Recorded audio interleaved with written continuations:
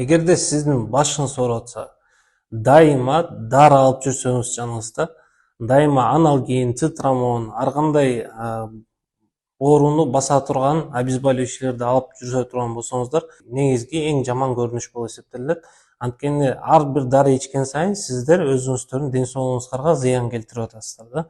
Эгерде сиздин башыңыз желке жактан ооруса, желкеден ооруп көзгө берип атса, бул көбүнчө сиздин омурткаңыз менен бир кандайдыр бир көйгөй болуп атат деген эсептесе болот.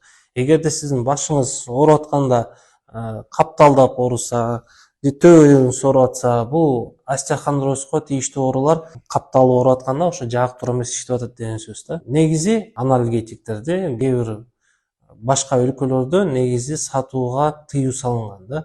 Бизде ал аналгиндер эми ар бир аптекадан барып алып иче беришет адамдарчы. Эгерде кийин ичпей калсаңыз баш ооруу пайда болушу мүмкүн да. Наоборот, ошол дарыга кандайдыр бир көнүмүш адат болуп калат да. Баш айланып, баш ооруп атканда көзүңүз ачылбай, мигрень болуп атсаңыздар, бизге кайрылсаңыздар болот. 1 же 2 сеанс менен түбү оорду менен баш ооруу кетип калат, Кудайым буйрса.